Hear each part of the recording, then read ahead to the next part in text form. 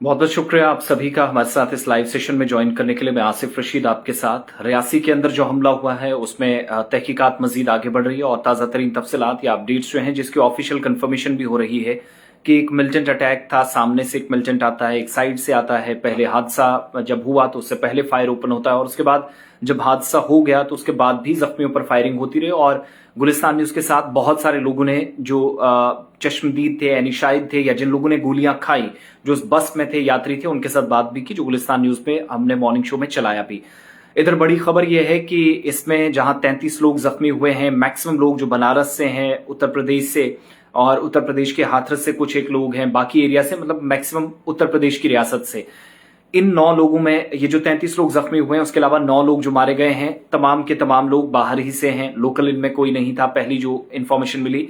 लेकिन बाद में पता चला कि जो ड्राइवर है वो रियासी से था, कंडक्टर बस का रियासी से। इन दोनों की भी मौत हो चुकी है। पहले ड्राइवर को ओपन फायर किया जाता है, उस पर उसको गोली लगती है चेहरे पे, ड्राइवर कंट्रोल खोता है, एकदम से हड़बड़ाहट में गाड़ी नीचे फेंक देता है और फिर उसके बाद फिर से फायरिंग होती रही।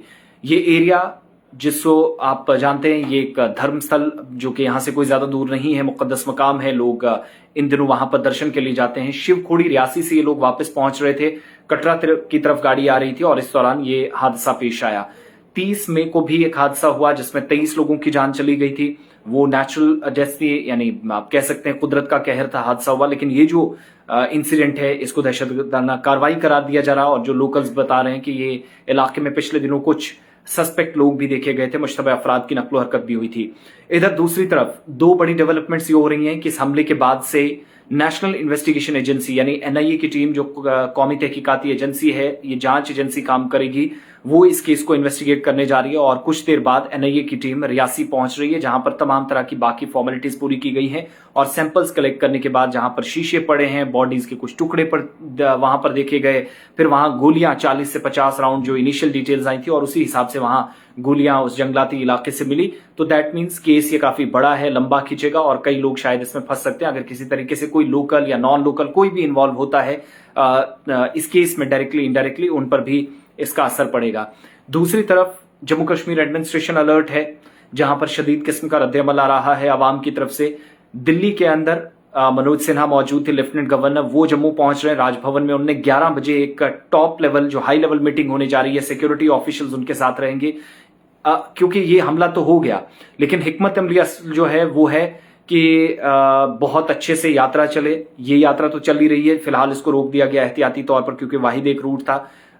शिवखोड़ी धाम अभी फिलहाल लोग नहीं जा सकेंगे जब तक इन्वेस्टिगेशन वाला पार्ट या सख्त सिक्योरिटी ना हो। इसके अलावा अमरनाथ यात्रा, बूढ़ा अमरनाथ यात्रा, मचील यात्रा, बहुत सारी यात्राएं जम्मू कश्मीर के अंदर शुरू हो रही हैं। ईद आ रही है, बाकी त्योहार हैं। कोई भी कहीं पर कोई कम्युनल टेंशन ना बढ़े, किसी को कोई नुकसान ना पहुंचाए, अमनो कानून की सूरत हाल खराब ना हो, इसके लिए कोशिशें हो रही हैं कि लॉ एंड ऑर्डर भी बनाया जा सके और उन तमाम मुल्क और रियासत दुश्मन अनासिर को भी डटकर मुकाबला किया जा सके, उनको मुंह तोड़ जवाब दिया जा सके जो इस सारे इंसिडेंट के पीछे हैं। खित्ता चिनाब के बाद पीर पंचाल के बाद चिनाब को भी टारगेट करना रफ्ता रफ्ता शुरू कर दिया है और मैं जो कह रहा था कि अवाम से शदीद रद्द-ए-अमल आया है उसकी एक मिसाल ये है कि सनातन धर्म सभा की तरफ से बंद की कॉल दी गई है। किश्तवाड़, डोडा, भद्रवाह में बंद, जहां पर तालीमी इदारे भी बंद कर दिए गए हैं, कारोबारी सरगर्मियां बंद है। इधर दूसरी तरफ जो हमारी जानकारी है कि जम्मू के अंदर भी एहतजाज थोड़ी देर बाद होगा, कटरा के अंदर प्रोटेस्ट हुए हैं, कैंडल मार्च निकाले गए और मुख्तलिफ अहम शख्सियात, former chief minister Jammu Kashmir से उमर अब्दुल्ला, महबूबा मुफ्ती, साबिक वजीर अल्ताफ बुखारी, एमपी मियां अल्ताफ, दीगर तमाम लोग इस पर अफसोस का इजहार कर रहे हैं। इधर अमित शाह जिनने फिर से दोबारा हो सकता है दाखिला वजारत में ले ओथ लिया, तो ओथ लेते ही उन्होंने कहा कि इस हमले के गुनाहगारों को बख्शा नहीं जाएगा, कानून के दायरे में उन तमाम लोगों को जाकर जैसे जो कार्रवाई बनती है मुनासिब कार्रवाई अमल में लाई जाएगी, यकीन दहानियां कराई जा रही हैं। सिक्योरिटी अलर्ट पर है, जगह जगह चेकिंग, नाके और कई एक इलाकों में बंद का असर। लेकिन बड़ी बात कि एनआईए इस मामले को इन्वेस्टिगेट करने जा रही है। हो सकता है कि जो सस्पिशियस मूवमेंट थी वो बाद में जाकर मिलिटेंट निकले और अगर किसी ने मदद की है तो बहुत सारे लोगों पर मुमकिन है कि शिकंजा कसा जा सके।